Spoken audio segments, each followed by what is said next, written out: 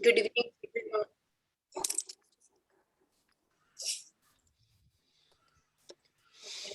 Sorry. Very warm good evening to everyone. My name is Natasha. I am the Joint Secretary of IIT Delhi Alumni Association. And on behalf of the association, I welcome you all to today's event.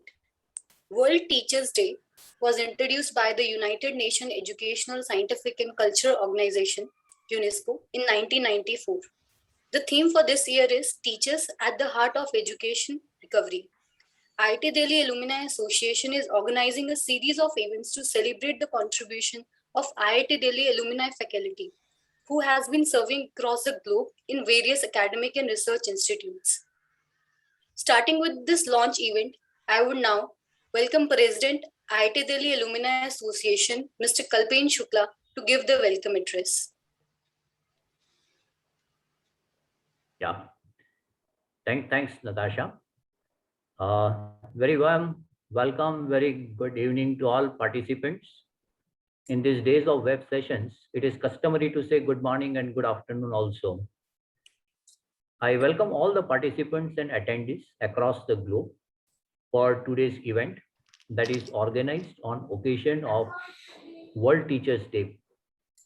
At IIT Delhi Alumni Association, we make use of this very special day to celebrate the contribution of our own IITD alumni who are also serving as faculty members at different institutions all over the world. I am happy to welcome the Honorable Minister of State for External Affairs and Education, Dr. Rajkumar Ranjan Singh. Dr. Singh has been an academician for more than 35 years, and therefore, we are indeed privileged to have him as the chief guest for the event today. I welcome the dignitaries who have joined us on this very special day. I welcome Professor Gopal Rao, Director IIT Delhi and Chairman of IIT Delhi Alumni Association. Professor Sunil Chopra, our keynote speaker, who is also IITD alum of 81 batch and IBM Distinguished Professor of Operations Management at Northwestern University. Welcome Professor Gadri, IITD alum of 89 batch, also President Gold Medal awardee, and currently a professor at IIT Mumbai.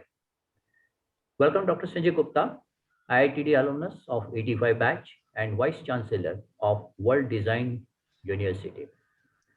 And I welcome Professor Manmohan Singh Sodhi, IITD alumnus of 84 batch and Professor at Cass City University of London.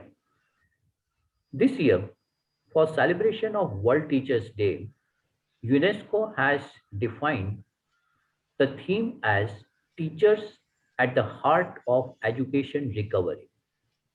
Undoubtedly, education sector is seriously affected during COVID pandemic. It may have very grievous impact on the future learning and capability building of the students.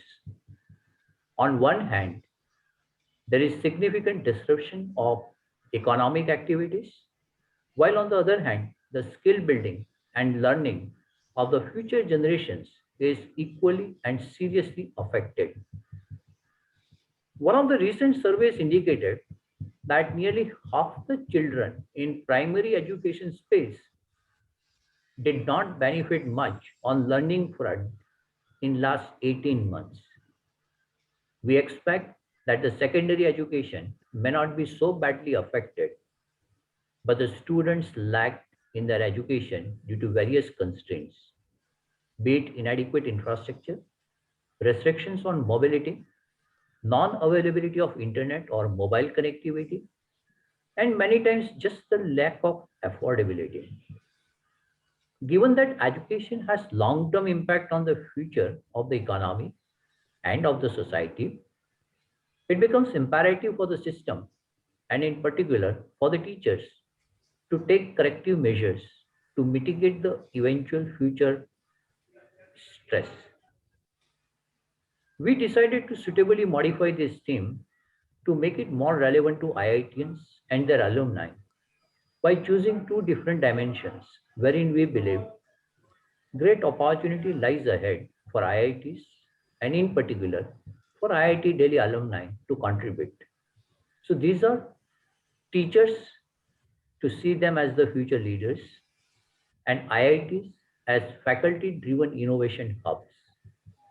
We believe teachers are going to be future leaders who will drive innovations, motivate aspiration, engage in impactful research, collaborate with industry and society to design affordable solutions, and always remain in the forefront of shaping the young minds and preparing them to face the challenges of the new normal, be it on academic or research or career or entrepreneurship front. The role will remain at the center for quite some time. Today, we shall have the benefit of listening to the experts who have been faculty members for decades. They have closely seen the scenario from both sides, teaching and imparting knowledge, as well as observing the process of learning and training by the students during these difficult times. I'm equally keen to hear their thoughts and find meaningful way forward in which IITs and IITians can lend their collective strength to ease the burden and therefore reduce the eventual impact in the future. I thank everyone for joining us and hand over to Natasha to take the session forward. Thank you once again. Thank you so much, Mr. Shukla. Now, I would like to invite Professor V. Ram Gopal Rao, Director, IIT Delhi and Chairman of IIT Delhi Alumni Association, to give the opening address. Yeah, thank you, Natasha, and for all the colleagues from IIT Delhi Alumni Association and my fellow faculty members from various parts of the world. Welcome to this event. I think the theme is very apt, teachers at the heart of education recovery. I think, we also are very glad to have Dr. Rajkumar Ranjan Singh, Honorable Minister of State for Education and External Affairs with us on this event. Welcome, Dr. Singh. I think, when you define teachers, I think now the definition of teachers in our institutions has gone through a major change. So education is only one part of that, but a lot of time now teachers spend on research and also innovation, which have become even more important for us during the COVID time, whether it is, the Oxford University vaccine development or even IIT Delhi, the COVID diagnostic kits. I think teachers have also played a major role, not only in education recovery, but even recovering the societies and nations from the COVID pandemic. I think the role has been much deeper than just education. I think which is a very, very good thing. And in fact, as I was saying, the role of teachers has become so complex now in our system that when you talk about teaching, it's no longer going to the classroom and delivering some lectures. Now it's all the transformative nature of education in our institutions, which is being emphasized more and more. I think you need to be impactful in what you do. And just writing a few papers is not sufficient anymore. Everybody is now judging based on the H-index, the citations, and all kinds of metrics now. And even when you talk about innovation, we thought filing a few patents will be all right, but now nobody is happy just seeing a list of patents. They also look at how many of these patents are licensed, how much money the university has earned through these patents, how many startups have come out of this activity, and how many people have funded the startups. So I think we have complicated our lives so much now in our institutions that we are at the center of so many things that we do. But I think during the COVID time, when I look at how IIT Delhi faculty have lived up to the whole issue of COVID and how they have contributed, I feel very happy about it. In fact, very proud of the achievements of faculty now. In fact, whether it is diagnosis or prevention or even treatment, in all these domains now we have a lot of technologies that have come out of IIT Delhi. In fact, recently we were seeing that the technologies developed by IIT Delhi faculty and students have impacted easily about 10 million people in the country whether the low cost RT-PCR kit or kit or rupees 50 antigen kit, which are all approved by ICMR, which are being used now all over the country, have made a huge impact. And even the masks, when COVID struck us, there was a big crisis for masks. Those N95 masks were pretty expensive, and they were also not available. Within a matter of weeks to a month, our faculty have come out with this 45 rupee kind of a mask, and with a performance equivalent to that of an N95 mask. And then they continued to innovate on that with antiviral coatings, antimicrobial coatings, complete PPE kits, disinfection systems. A lot of innovation has happened from our campuses. I think that is what now faculty stand for. And while producing the future leaders and all of that, I think they have also taken upon themselves this innovation as one of the major activities now. And in fact, during the peak of COVID, the 2020, I think IIT Delhi has filed about 160 patents, and we transferred 19 technologies to at least 6 different industries. I think that is the role of alumni now, the role of the teachers now in our institutions. And alumni have always been playing a major role. IIT Delhi Alumni Association, as one of you commented, is one of the most vibrant and active alumni associations in the country right now. And they have been connecting the faculty on the campus with alumni outside. And many of IIT Delhi alumni are also in faculty positions in various parts of the world. We have also developed this fan club now, Faculty Alumni Network. I hope to see more and more alumni who are in faculty positions in various parts of the country and abroad to connect back with the institute. And I think we all can work together on a variety of research areas and topics that are of interest to the country and even the world. So thank you very much. Thanks a lot. And thanks for having all of you on this occasion. Thank you, Professor Rao. I would now like to welcome our keynote speaker, Professor Sunil Chopra, to share his thoughts on the theme, Teachers, the Future Leaders. Professor Sunil Chopra is IBM Distinguished Professor of Operations Management. He was interim dean of the Kellogg School of Management at Northwestern University. Earlier, he had served as Senior Associate Dean, Curriculum and Teaching. He is IIT Delhi alumnus of 81 batch and has his PhD in Operations Risk from sunny Stony Brook. His research and teaching interests are operations, logistics and distribution management, design of communication networks, and design of distribution networks. He has co-authored the book Managing Business Process Flows and Supply Chain Management, Strategy Planning and Operations, which was awarded the Best Book of the Year 2002 by the Institute of Industrial Engineers. Professor Chopra has won several teaching awards at Kellogg. His recent research has focused on risk management in supply chain. Welcome to the forum, Professor Chopra. Thank you very much for inviting me. Professor Rao gave many examples of the innovations that faculty at IIT Delhi have contributed to that have benefited society during COVID. I think in terms of research, in terms of patents, in terms of, in fact, helping young startups, faculty at IIT Delhi have played a significant role. Now, for my talk, what I want to do is actually go back to the basics of teaching.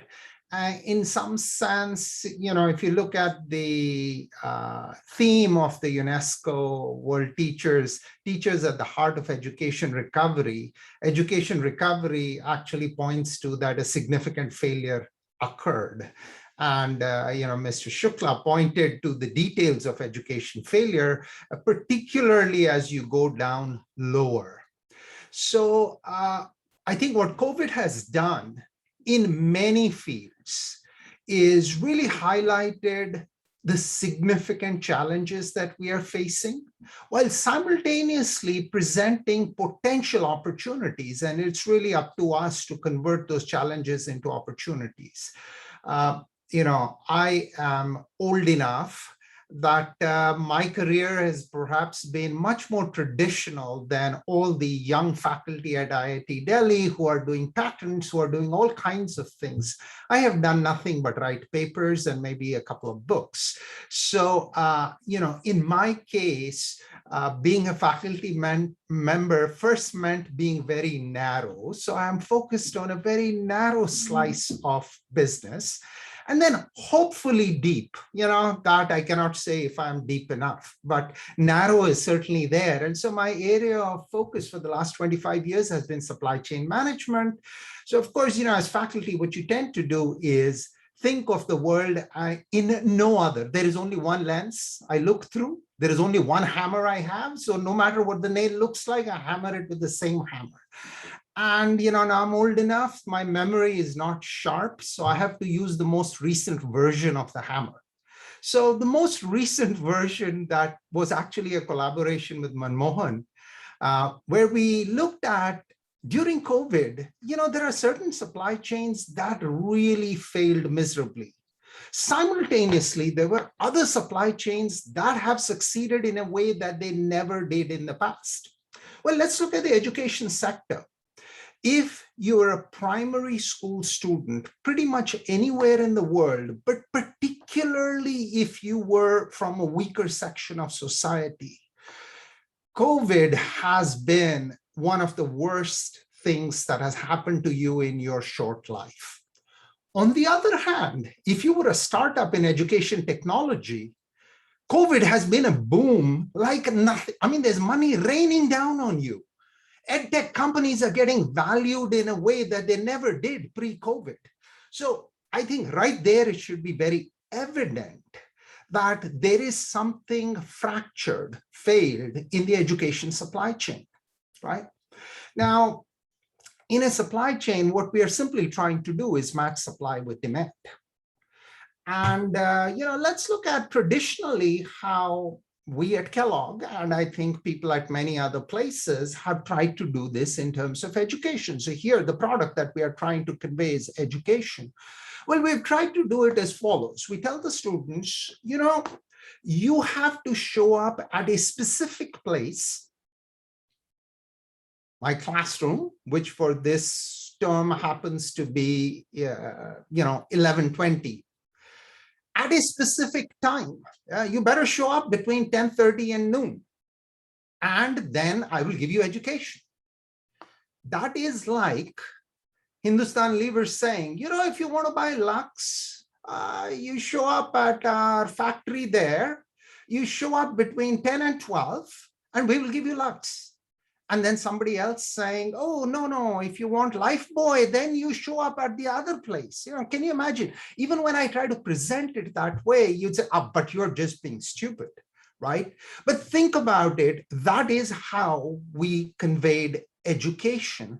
And in some sense, it's the rigidity of that supply chain that really led to that disruption. In fact, this was the key theme of the work that Mohan and I did together, is when you do not have alternate channels, you are highly subject to disruption. So again, I'll take a sentence from the UNESCO theme. It said, our goal is to think of adaptive education systems that are resilient to future shocks.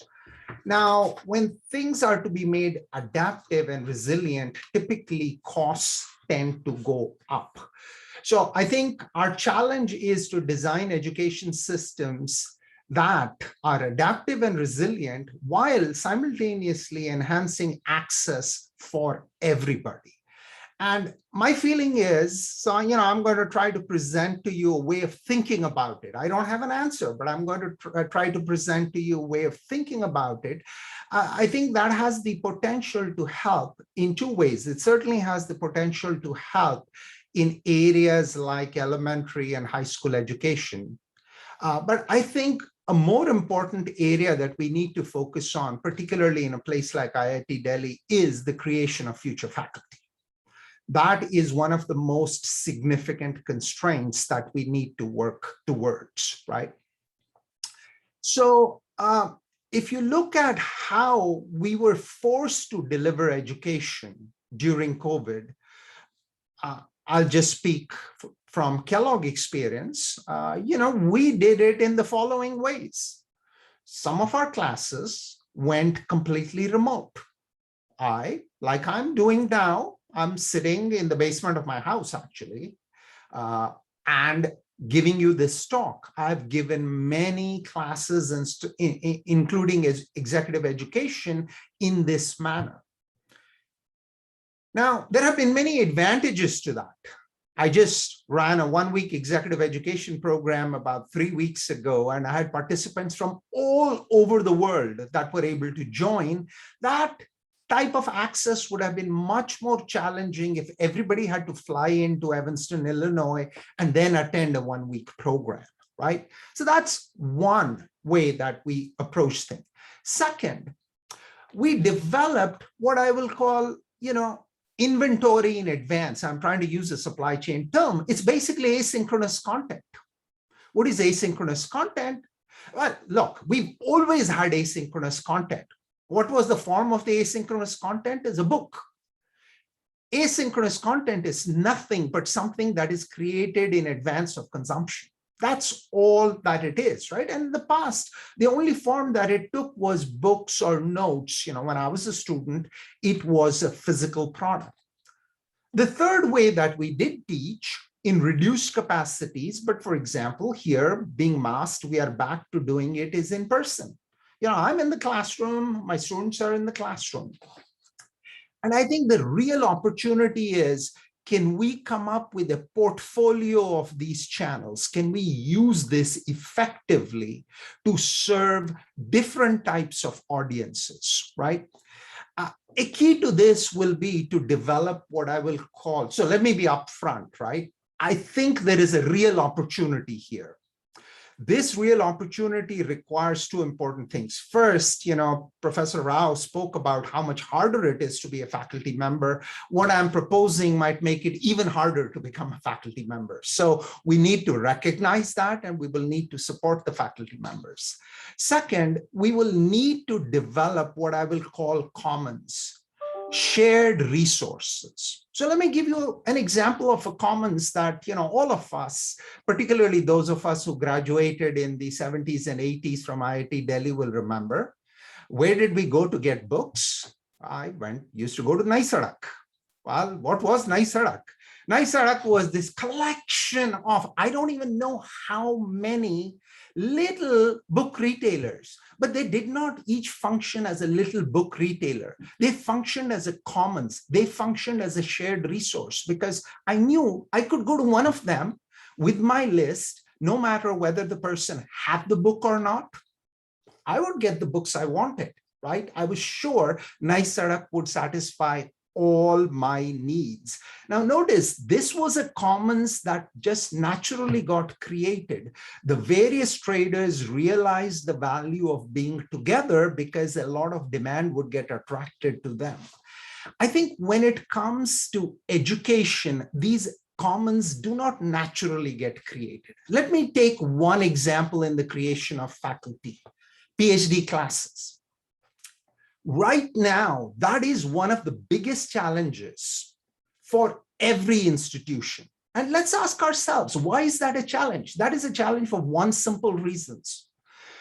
While I love this form of teaching, I'm still teaching the way Socrates and Plato and others taught more than 2,000 years ago. I stand in a room, I'm surrounded by a few other people, and I talk to them. Maybe I let them talk from time to time, right?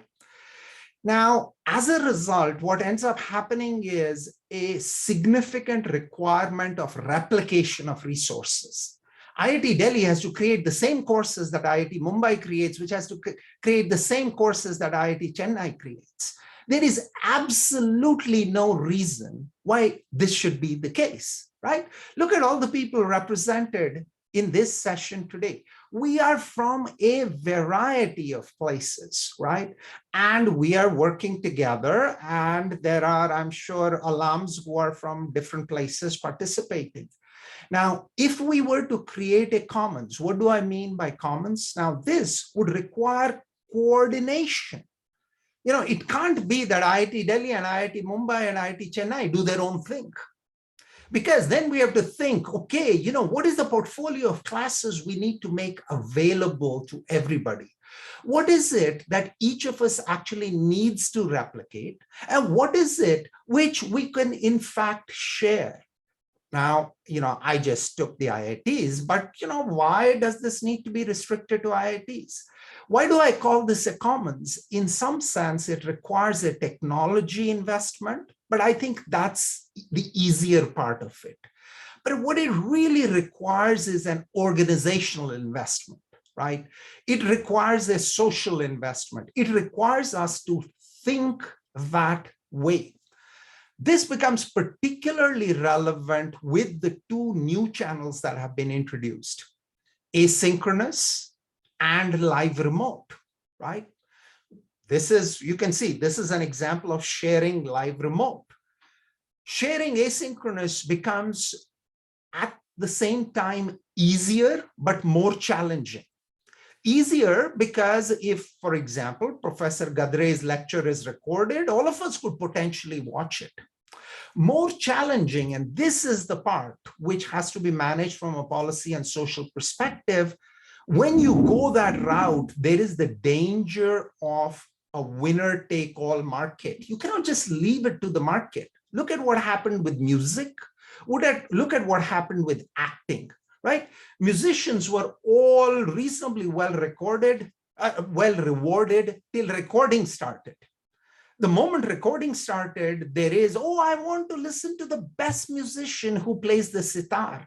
Why do I need to listen to anybody else? So you create this winner take all, which would be very detrimental to education and society, right?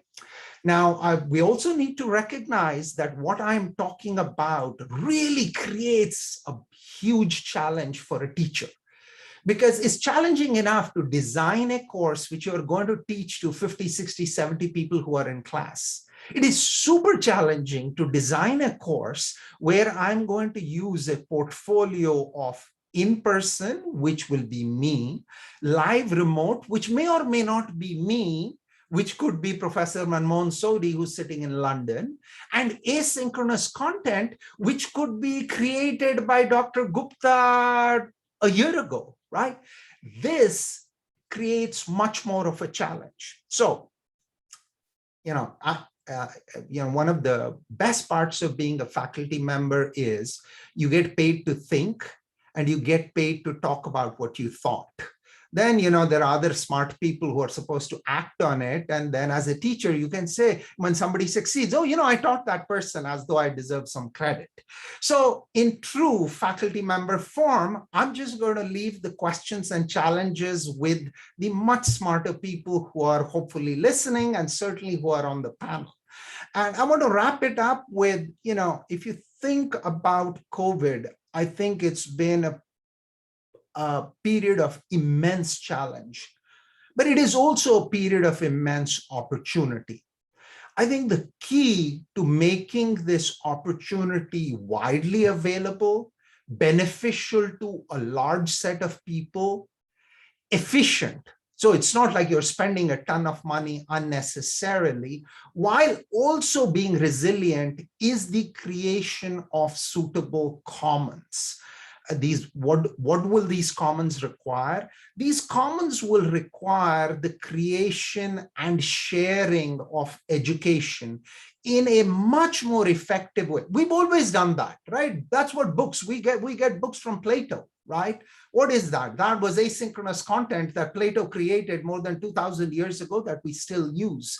I think our opportunity is to really create a system that is able to use the wide set of talents that are available in education. Just look at the IIT faculty. I think that's an incredibly talented group, which if it can come together, it can benefit not just the IITs, but all of India and the rest of the world. So thank you very much for this opportunity. It was a pleasure to be part of this session. Thank you so much, Professor Chopra, for the great talk.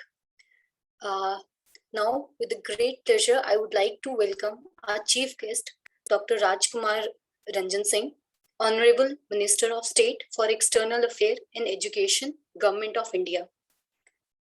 Dr. Singh is a postgraduate in geography and earned his PhD from Guwahati University, where he has also served in different capacities.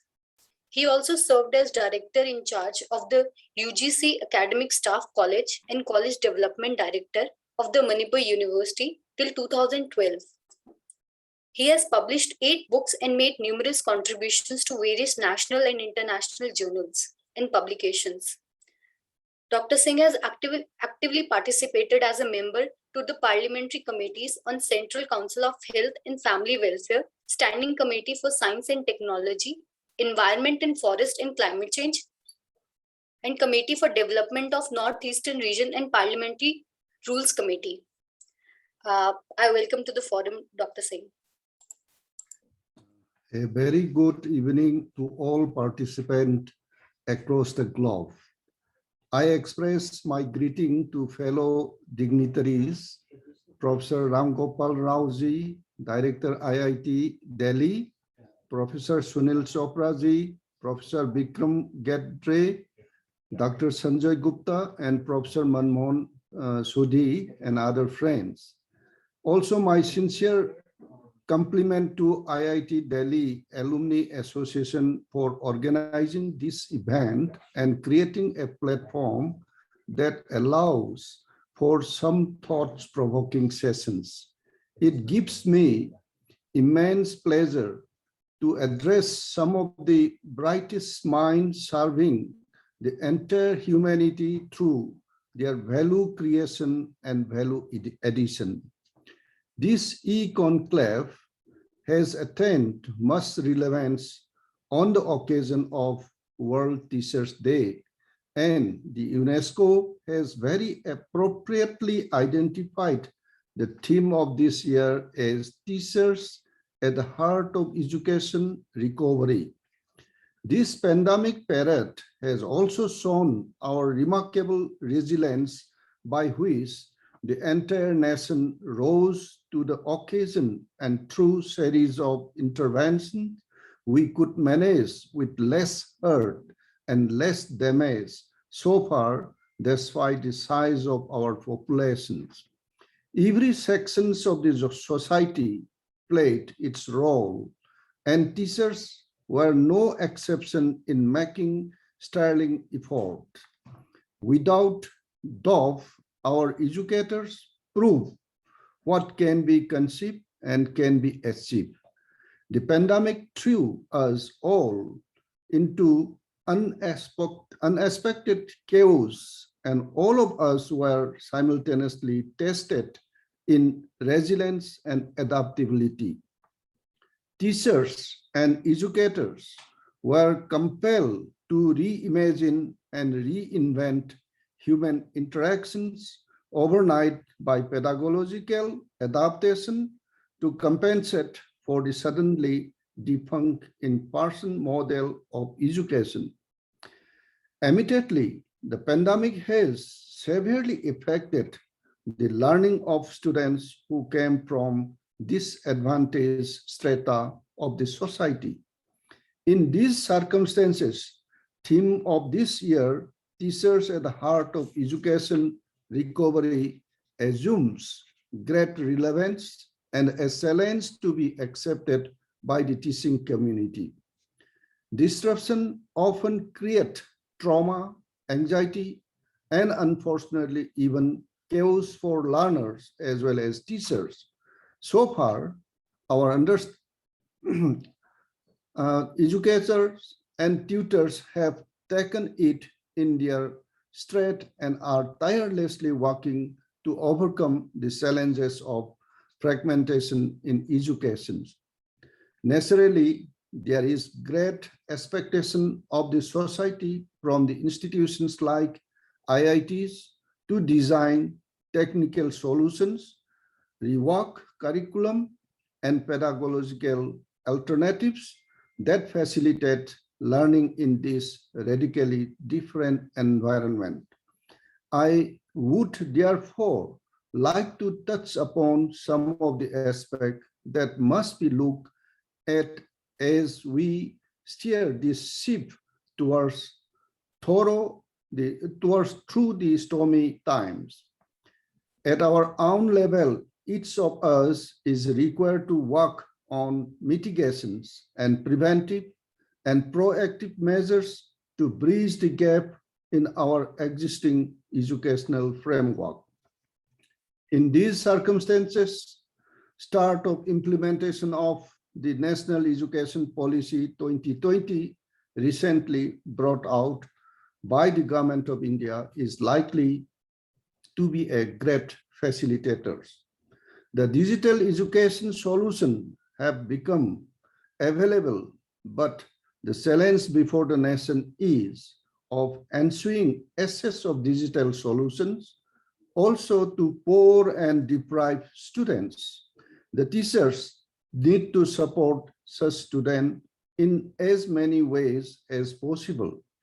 Such support could include pedagogical alternation to implement different learning over an unfamiliar medium. We need to collectively work towards achieving this crucial goal as soon as possible. We hope that capable academic and industry leaders will come forward to make this dream come true for the benefit of the great nation and its citizens. We hope that the fulfilling aspirations and evolving needs of the population are among the greatest challenges before this biggest democracy of the world. Solutions to problems that plague our systems are already being invented, developed, and tested. IITs have been the pride of this nation for decades and have always been at the forefront of indigenous innovation throughout their life. Some of the eminent alumni have tirelessly worked throughout the COVID-19 pandemic to alleviate the pain felt by those in need of help. It is my duty to assure you that the Government of India stands in full support to all the thought leaders who want to become harbinger of positive change of this country. With that said, I would like to thank the IIT Delhi Alumni Association for inviting me here. I enjoyed address this session, a forum full of learned mind, working with the utmost sincerity, give me hope that we will continue to take on the challenges collectively, and we proud Indians will keep on moving forward with our heads and held high throughout the world. Thank you. Jai Hind, Jai Bharat.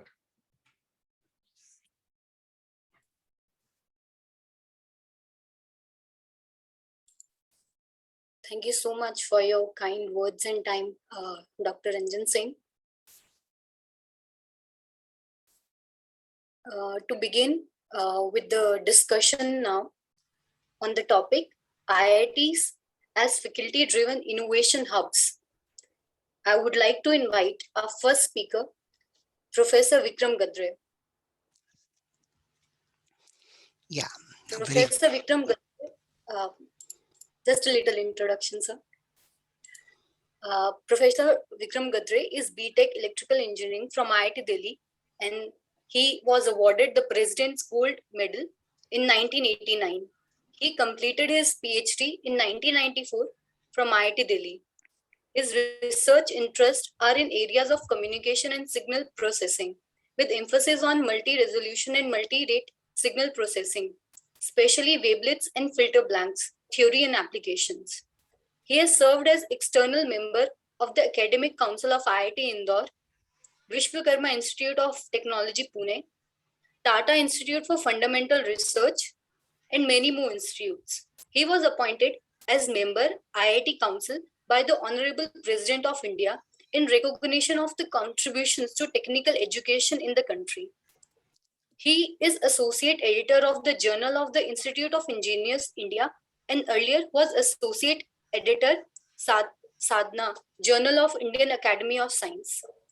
Welcome to the forum, Professor Gadri. Namaste. Am I audible, Natasha ji? Yes. Okay. Thank you so much. First and foremost, I must thank Kalpen Shukla ji for giving me this really wonderful opportunity. I must first and foremost express my delight in being with really a galaxy of speakers, very eminent speakers, and proud IIT Delhi alumni. And in the interest of time, I'll straight away begin expressing a few thoughts. I'll be very happy, to listen to questions and answer them after I put across my thoughts. And of course, my colleague Sanjay Gupta ji will also be putting across several ideas. And this is, as Kalpenji planned, meant to be a discussion. So, we do hope that some of the panelists come forward with reactions to what I say and what Sanjay Gupta ji says. And while we will try our best to satisfy what I can see is a very erudite audience, please bear with us, if you find some of our answers somewhat incomplete, because it's very difficult to do justice, in a short time. Well, with those few words, let me start sharing my screen. I wish to sort of organize a few ideas and quickly put them before you. And, we can then deliberate upon them. So, do we all see the screen which I have in front of me? Yes. Okay. So this is the theme of the discussion, IITs as faculty-driven innovation hubs. Now, a few things that you need to pay attention to here. We are talking about faculty-driven innovation hubs, and here, therefore, in a way, I have this huge, humongous task of representing more than 3,000 people across the country, faculty of the IITs. It's a very, very challenging task. So, and that too in about 10 minutes. Anyway, let me try and do it. I'm going to put 3 slides, right? 3 different dimensions of what I see as the IIT faculty contributing to innovation. First and foremost, I think the IIT faculty, I agree with Professor Sunil Chopra ji. I too tend to belong to that rather traditional group of faculty who have valued, R&D in the traditional sense, and to, I never underestimated the importance of education. So we have always begun as educators. I keep telling my students the word education, if you go down to its etymology, actually suggests what even our Indian tradition has said all the time. It evokes knowledge from within rather than plant it from without. And this is essentially the seed of education, the seed of innovation. Let's take a few seconds to appreciate this. I'm taking the second point first. See, we tend to believe, or, in the modern era, when we talk about content, we tend to believe that education has a lot to do with content. Well, to some extent, yes. Without content, there is no education. But content does not make education. Content actually, in a sense, reflects what is in the inside of a person. This is a thought that, it has to be brought out. So education is the process of evoking from within rather than planting from without. And this is something which the IIT faculty need to do, have been doing for several generations, need to continue doing, and it is the basis of innovation.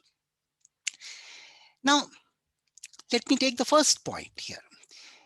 You see, one important thing that the IIT faculty do is to penetrate into fundamental subjects. With all the explosion of knowledge today, or rather information, not just knowledge, the IITs have not allowed the fundamentals to be compromised. And that is one of the reasons why the IITs still remain a hotbed of innovation. Fundamental principles which lie at the heart of the subject, which last for decades, which last sometimes for centuries, is what also in some sense drives innovation. Things that change, of course, drive innovation, but they are ephemeral. Things that are fundamental are also important because they create lasting innovations, right? So that's a thought which I leave you with. I keep using this term, education is cultivating a garden, not filling a go down. I would like to share this thought with all of you. And if you cultivate a garden, you must also appreciate that some plants will grow, flower, and die, but then other new plants will come up. So, this process of live growth, flowering, and also decay is a part of innovation. Last but not the least is the fact that every teacher needs to give a personal touch. Each student is unique and immensely capable, and each one is potentially divine. Once we recognize this, then education becomes a joy, education becomes very valuable. This is the first slide. The second one, is to breed creative talent. Now that is explicit. You see, you challenge students to go beyond the state of the art. And where do you do it? In fact, Professor Sunil Chopra mentioned the PhD program. He talked about PhD courses. I agree. Actually, we need to have more of them. And the faculty at the IITs are trying to do it. But, we need to do more of it. Can we have PhD level training to make PhDs creative, doctoral PhD student guidance more effective? Well, this is a very important part of innovation. And I think the faculty are coming up to it. Faculty are investing time and energy in it. Now, when I talk about innovations in going beyond the state of the art, I actually talk about three kinds of innovations. There are innovations in the fundamentals. So, even from the IITs, let me tell you, I'm aware I've evaluated more than 100 theses, from the IITs and the ISC. And, I've seen very often there are very fundamental principles that are innovated upon also in some of the PhD theses. So that's one kind of innovation that comes in a PhD thesis. The second one is an application. So you have fundamentals, but you innovate on the applications. The third is interesting. So, we often tend to think that innovation must be either in the fundamentals or in how you apply the fundamentals. No, sometimes the same truth seen in different contexts is also an innovation. So, I know it's a little different, but still I think it conveys the idea of ekam sat vipraha bahudha vadanti. So the same truth, the same principle reflects in different colors and different situations. And if one can see that there is innovation in it, some of the innovations in COVID were of that kind. I wouldn't have the time to go into all the details, but let me mention this as a thought. We tend to neglect this as well. And last again, but not the least, as I said, IIT faculty are often participants in a national technology scenario. So they are consultants to the industry and they involve students, particularly graduate students and enthusiastic undergraduate students in the process. They are on national steering committees and stand behind and steer national level projects. So for example, I have recently had the privilege of steering a project being on the national steering committee of a project related to creating an indigenous magnetic resonance imaging system. And I know the kind of challenges involved, and where academics need to play a role in standing shoulder to shoulder with the scientists to make it happen. While I can't claim to have that kind of experience, I know that several faculty are themselves entrepreneurs. So therefore, that's one reason why innovation anyway happens, or they are on the boards of entrepreneurial endeavors. Take an example, we have this Society for Innovation and Entrepreneurship, which is abbreviated SIGN at IIT Bombay.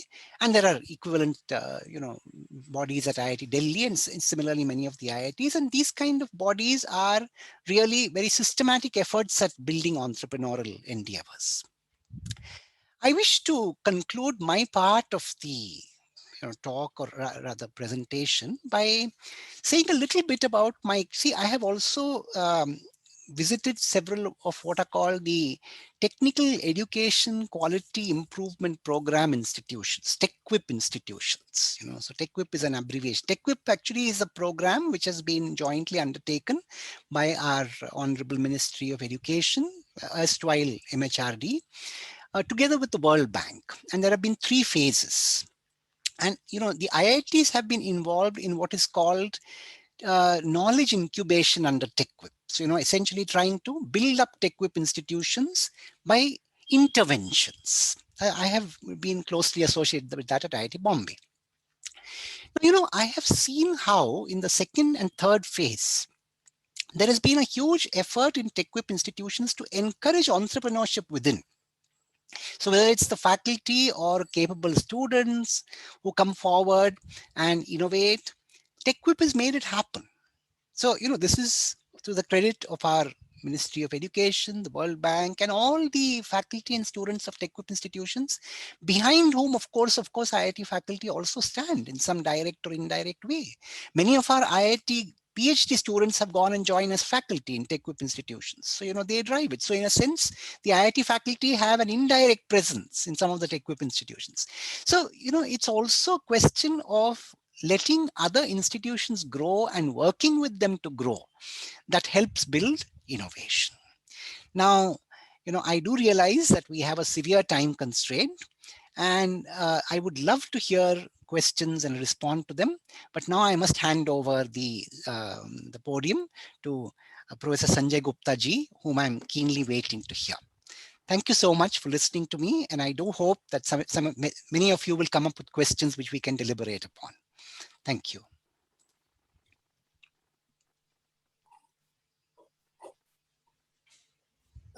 Thank you, Professor Gadri. Now, I would like to welcome our second speaker, Dr. Sanjay Gupta.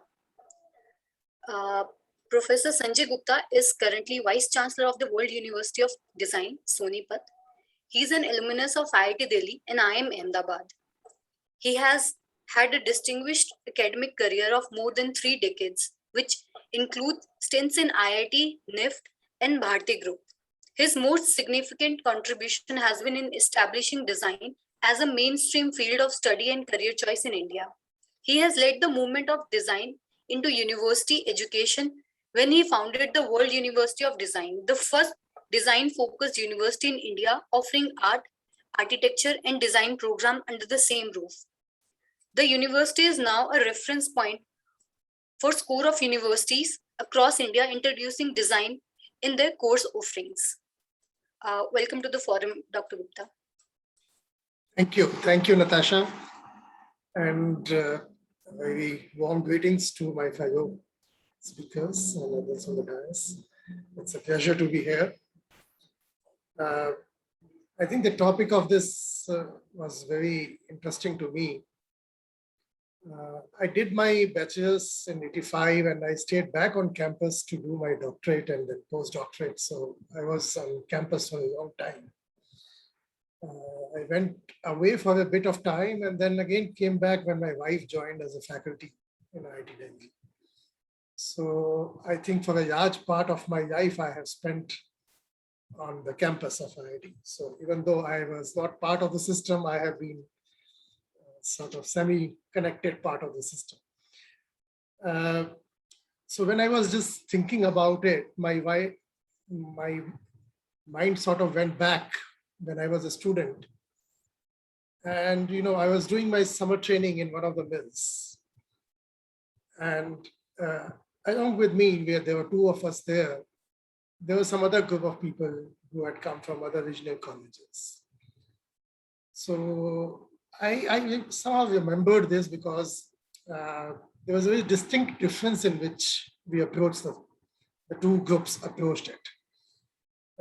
We sort of finished our review of the whole enterprise or whole mill in a couple of days, and then sought an appointment with the MD and asked him to give us some projects or some trouble areas into which we can apply our minds and come up with solutions. And in span of 2 months, we could do about 5 or 6 such things. But all through, I noticed that the other group spent their time on each and every machine, noting down the RPMs, the delivery speed, and how they're performing, and this and that, and noting everything. And it sort of set me thinking that I'm sure the content which we received wasn't too different, but where is the difference in the approach?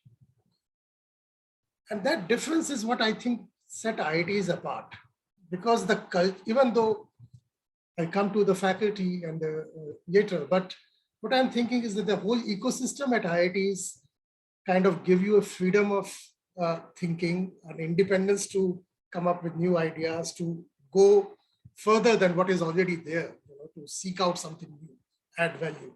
So that's where it started.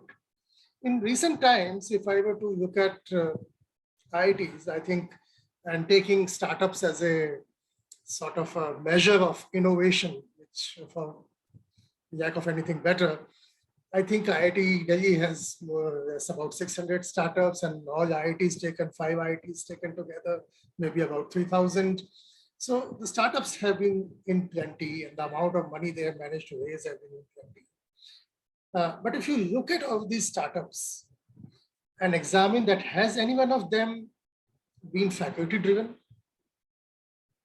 I would find that most of them, of these people, of these students who have gone and started startups, would have done hiding their projects from faculty. They would have done it independently. I think the only thing which assisted them was the name and the brand of IIT, which perhaps would have helped them in getting funding and other things. And if you look at the ecosystem around the faculty-driven thing, like FITT or the TBIUs or the number of patents, and if you see, and look at how many of these companies have been made out of these organizations, how many, and they have reached what levels, how many patents have been commercialized, there you then begin to feel the difference. So this is, of course, this is, I'm talking about the last 20, 30 years as a whole. Not. So what I feel is that IITs have certainly, relatively speaking, emerged as innovation hubs, maybe the best in India, but they have not been the faculty-driven one so far. In the last few years, of course, things have been going at change. Recently, past few years, I think Delhi has gone and tied up with AIMS and DRDO and ISRO. So they have been going out, and they have set up a corporate office which is tying up with private organizations. Because in IIT system, what my perception is that the private entities and profit making at that are considered to be, something to be scared of, to be staying away from. So that system somehow is not there. But yes, in recent times, things have changed. More corporates are coming in. A Department of Design has been set up. I think the need has for long been that all the engineers coming out of it, although they are technically very sound, the spark of creativity which can actually lead to innovation was not there. And so it was thought that if the design can be introduced, or design thinking can be introduced from the beginning, then things may change, right? So although the design department has come up, it is now going to focus its energies on preparing a different set of students, a BDES and an MDES, and not focus on the other BTechs as well. But I think just by virtue of the department being there and a sufficient critical mass of faculty being there, I think some change is bound to come in, and some courses will get introduced even at a larger level. So that is another thing which has happened. And I think another thing which I mentioned is that I'd like to mention is Professor of Practice has been introduced, which is a very good initiative to increase the diversity and be more inclusive into this. Of course, if you continue to look at these professors also with a PhD qualification, then you are probably losing the whole benefit of bringing these in. So what I'm trying to arrive at all this is that right now IITs have everything in place. They have entrepreneurship things, they have TBIUs, they have FITs, they have professors of practice, they have schools of design, everything is there. But somehow that culture of innovation has not happened. And that requires a bit of opening up. And that also requires, I think, focusing on one single resource which all IITs have and which the faculty tends to ignore, and that are the undergraduates. All of these startups have come out of undergraduate students. And when it comes to doing any kind of projects or any kind of interventions or working with DRDOs, ISROs or everything, who do we catch hold of? The PhDs and the masters. Innovation, the innovation has come out of a different set of segments. So can we have a, I'm just throwing some ideas here, that can we have a system where the bachelors can be involved into this system? Can we have a little more open spaces where they can interact? Can we have more hackathon kind of events behind every thought process or the SDGs or whatever the nation is thinking of? So just some ideas. I hope I have not disturbed anybody's thinking, but this is what I think of, and I thought I'll share it here. It's a good platform. So look forward to questions. Thank you so much, Dr. Sanjay Gupta. We do have one question, so any of the panelists can answer. The question is that in learning, interaction is very important. So in this virtual world, how do we achieve it? Well, let me take up that question partly, and I'm sure Professor Sanjay Gupta will also have something to say on this, in our respective fields. For example, I've been now doing this, dealing with the online situation for almost 1 year and a few months. Interaction is affected. You know why it's affected? Not because you cannot, put across a question on the platform, whether it is the Microsoft Teams or Google Meet, or you could use Zoom, or you could use any other unconventional platform. You could be using any of these platforms, and in principle, one can always come forward, ask a question, display one's video, and then also answer questions. And in fact, in a way, you have parallel channels. So as we can see, you could have the chat, you could have, live. So in principle, interaction is possible in the virtual world. Unfortunately, what tends to happen is that in a physical classroom, my view is that communication happens at many levels. I have often said this to students. One thing is what the teacher says and what the student listens to, and then what the student asks and what the teacher responds. But there are, even just the movement of the teacher from one side of the podium to the other, the fact that the teacher is looking at the students, you see a live teacher there, you have the confidence in other students who are also live and alive and kicking there. All this makes a difference to your ability to interact. So there are subtle factors in interaction which are sometimes timid in a virtual world. This is my view. However, as far as the gross part of conveying information and content is concerned, or clarifying doubts is concerned, that's possible. But it is the subtle part which suddenly gets seriously affected. This is my take on this. I can say more if invited. Yeah. Absolutely right, Professor Gadri. I think this is, you just hit the nail on the head. One other factor is, of course, the numbers. In any case, if you look at the numbers which is being handled by professors in IITs now, the interaction was anyway not much happening in a classroom, at least. Out of the classroom in other scenarios, maybe. So, yeah, so besides that, the certain nuanced interactions which used to happen in a group, otherwise online has been as good as class.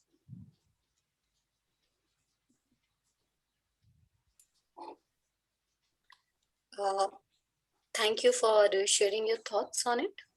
So moving towards the closure of this wonderful event, now I would like to invite Professor Manmohan Sodhi, who is Professor in Operations and Supply Chain Management at SCAS Business School and has been listed amongst the leading operations management professor in the world. Professor Sodhi received his PhD in Management Science from the UCLA Anderson School of Management at the University of California, Los Angeles in 1994. He specializes in network optimization, supply chain risk management, Six Sigma operation effectiveness, pricing, operations sustainability, and cold chain impact. I request Professor Manmohan Sodhi to please give the closing remark for today's event. Thank you, Natasha. Can you hear me clearly? Yes. Okay, thank you. So it was wonderful being here, listening to such good speakers. I'll start by two observations and then summarize. And the two things I can say, at least for those of you who speak Urdu or Hindi. So one is, Mia Bibi Razi, to kya karega Kazi? That's one. And the second, Dulhan Wahi Jo Pathak Ji Dilwaye. Both of these things by Mia and Bibi or Dulhan and bridegroom, I mean, there is a challenge and then there is a solution. The thing that came across our wonderful speakers, that there is motivation, there is a challenge and there is motivation to solve it. Everybody's talked about disruption and opportunities, but the challenge that remains explicitly or implicitly, all of our speakers have pointed out, is how do you get the two together? Who is Pathakji in this? Who will make sure that we can get the Dulhan and Dula to get together? Dulhan being the solution and Dula being the problem, of course, or the challenge. So let me start by our Honorable Minister of State, Rajkumar Ranjan Singh Ji. First of all, I can't imagine being in his shoes in the pandemic when you have something like 500 million students in India whose education is disrupted, especially at a time India badly needs skilling and education to take students forward. So I can't imagine being in his shoes. So he talked about the disruption and he also applauded teachers for the extra effort they made in that difficult time. And he also observed that digital education is a solution, and certainly that we've all experienced that, in fact, the seminar. But the challenge he did mention was, with all this educational technology, how do you provide universal access? You cannot teach 1% of the students and ignore 99% of the students. That would be disastrous, not just for India, but for humanity as a whole. So where is Mr. Pathakji in this, who will make sure that the digital education is the solution, but we need the access, universal access in a country with such huge disparity. And this is, by the way, this goes same for UK and the US. It's not just an Indian challenge. So that's the challenge to think about. How do we provide universal access? Then, I mean, Kalpin, and before Kalpin, Natasha started out by describing what we are trying to achieve here and on World Teachers Day. And Kalpin said that one of the things we have to think about is how can faculty drive innovation going forward? So that is the big challenge. That can be through students working directly with industry, or doing fundamental research. So there are different pathways. We don't all have to create startup to be validated as teachers. Certainly, I make my students consult with their own companies. So I can do 50 consulting projects through the students rather than me doing one consulting project with one company. So there are different ways we can achieve that. So that is, I would say, Kalpin's words can be taken as the overall challenge, which is how faculty in general, especially IIT Delhi faculty or IIT faculty, can drive innovation through one of these pathways, our students working with industry or fundamental research. Our esteemed Professor Rao, being in this situation as IIT Delhi director, and again, like the Honorable Minister earlier, in a difficult situation, but also unlike the Honorable Minister, Professor Rao was in a situation where he could participate, but also encourage solutions.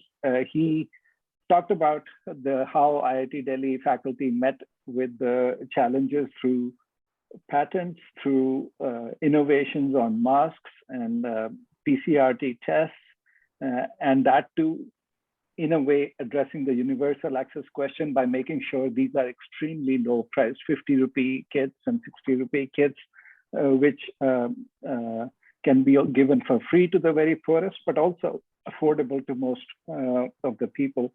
And he did outline the challenge for us as faculty going forward, which is instead of taking our goal to be, okay, this year I taught 200 students and I published 2 papers, one paper in A journal and one paper in B journal, and my H index has gone up or my citations have gone up.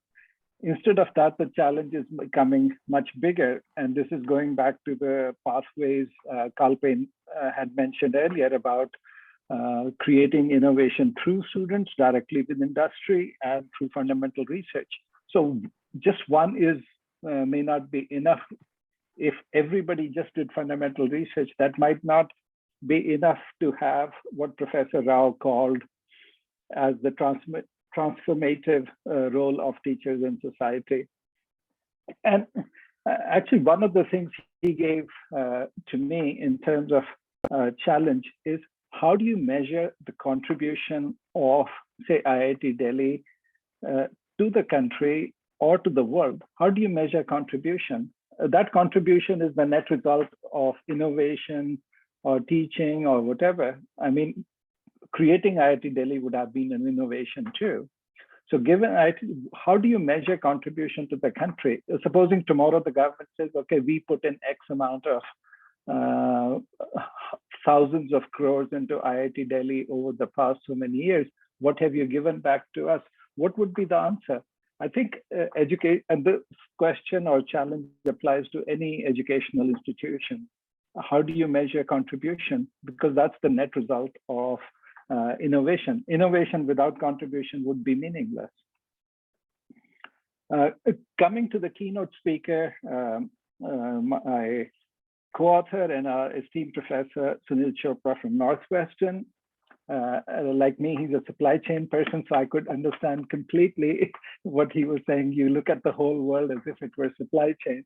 So he pointed out 2 supply chains, a supply chain for education and a supply chain for creating faculty.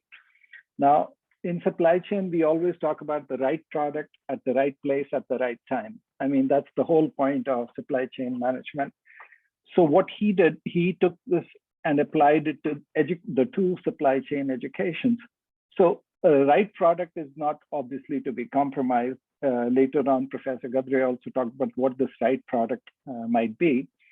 But the right place and right time was changed during the pandemic. A right place because you don't have to be in a particular building at a particular time, because you could have education being delivered through technologies like this one, online education. And the right time could also be relaxed by having asynchronous teaching.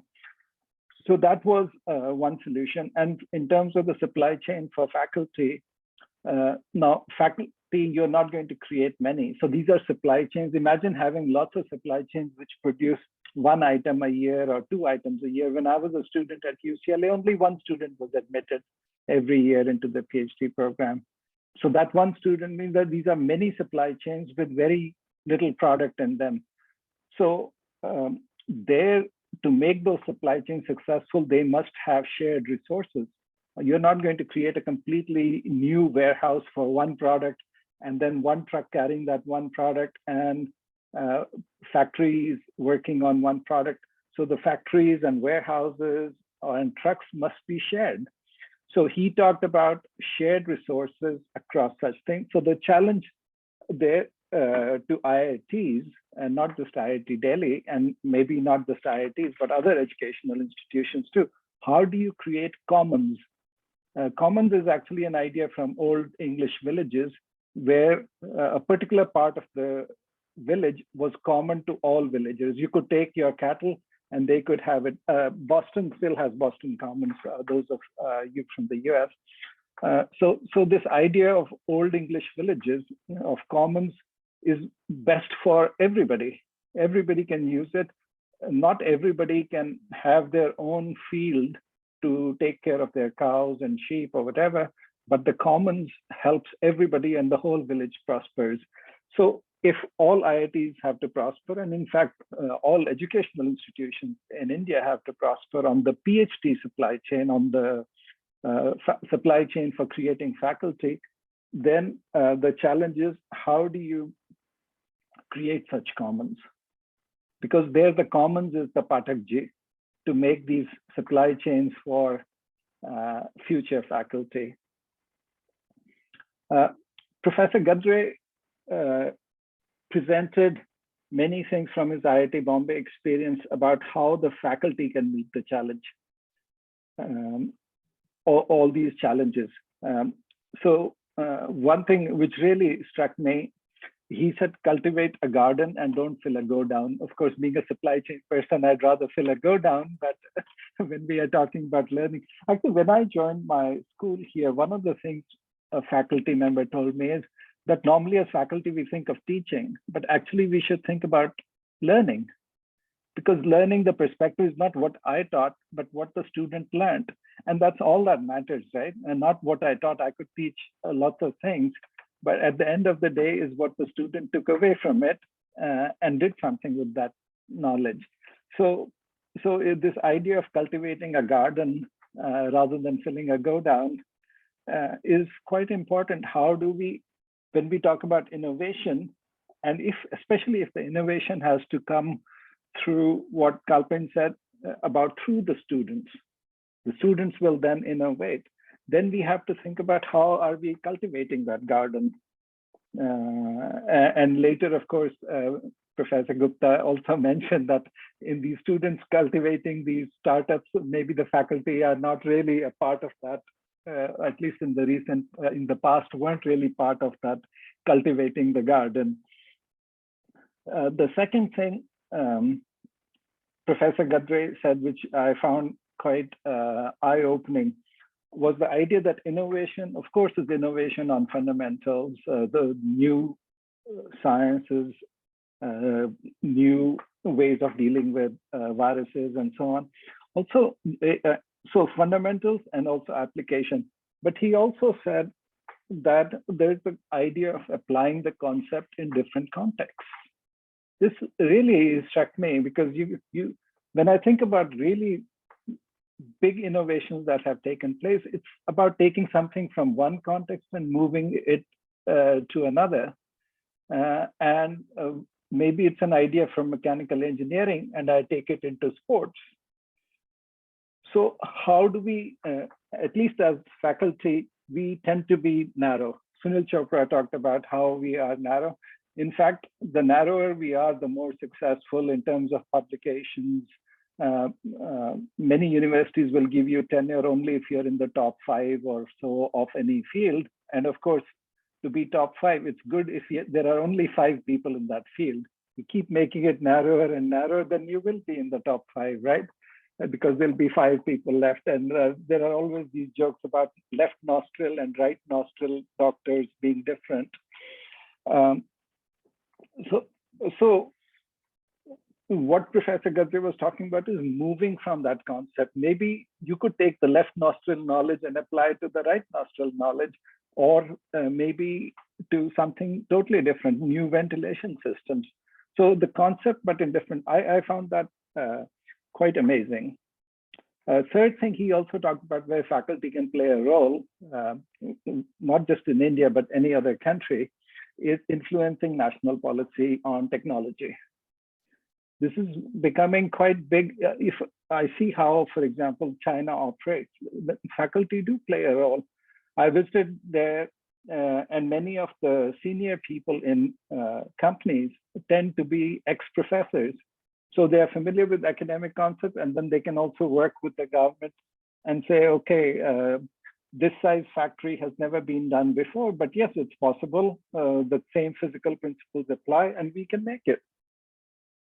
If you look something like quantum technology, quantum computing, IIT Delhi recently started a center on quantum computing, and I was quite happy to see that. But the same people need to influence the Indian government and saying, this can't be just 5 people or 10 people in one institution. If quantum computing is such a big idea. Maybe it will succeed, maybe it won't. But if it succeeds, it's so big that it cannot be done by just one thing. So unless the faculty there, the innovation would also be influencing the government policy on quantum computing. And of course, faculty can be entrepreneurs too. I've known a few and they've done extremely well. They are serial entrepreneurs, do it. They start their companies, still publish, still have students doing, and the students also start entrepreneurships. So that's another way of innovation. So the challenge implicit, so Professor Gadri provided all these solutions and ways, but the challenge is how do you involve faculty in any of these pathways?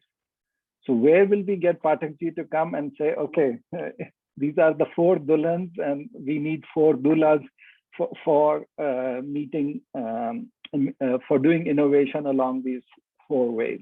Even good teaching is an innovation, so let's not forget that.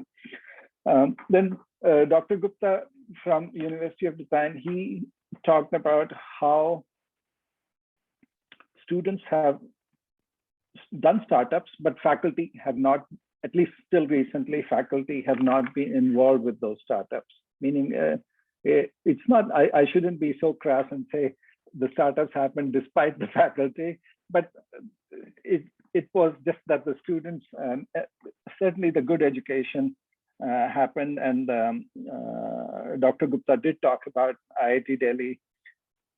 Education in the IITs or IIT Delhi helps the students go further. There are less constraints about thinking, log kya sochenge, right? You can just go, just do it, as the Nike slogan says. And certainly the number of startups at IIT Delhi and all the other, he gave numbers about 600 startups at IIT Delhi and maybe 3,000 IITs. But he said these, as IITs, as innovation hubs, the faculty have not, at least till recently, were not actively part of that innovation. He did note things where industries coming together with IIT Delhi and the Medical Institute and other educational institutes are coming together, because the challenge is now people realize that COVID is just one of the many challenges facing us. There is climate change, and IIT Delhi is also not enough to meet those challenges. So you have to work across the field. So the left nostril and right nostril have to work together so we can breathe. And we need aims to tell us what a ventilator looks like.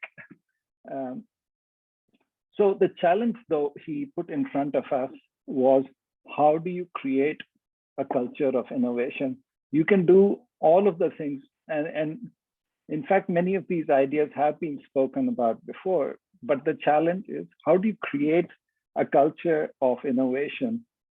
And to use Professor Gadri's words, how would you create a culture where you can cultivate the garden? So I'll stop here.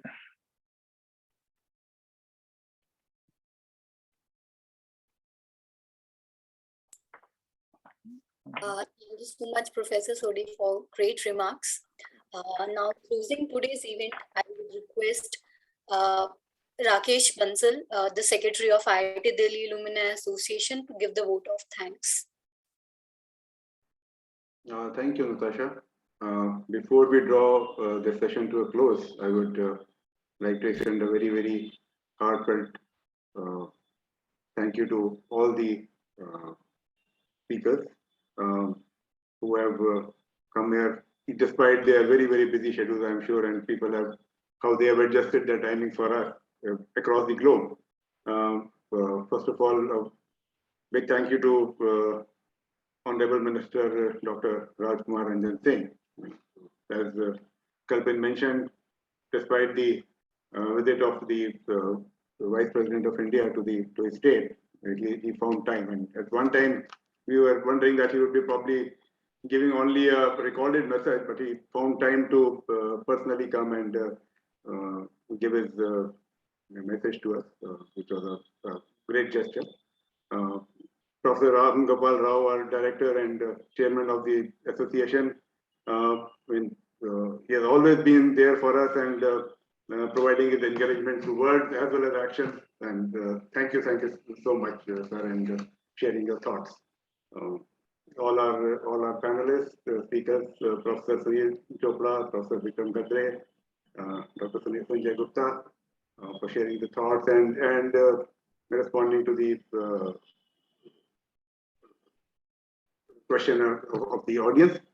Professor Manmohan Sodhi for summarizing the entire session so beautifully for layman to understand. Thank you everybody for being there. And last but not the least, to all the audience here, all the attendees who have been patiently listening to everything and sharing their thoughts on the chat and participating in the question and answer session. Thank you everybody. And with that, we draw this session to an end.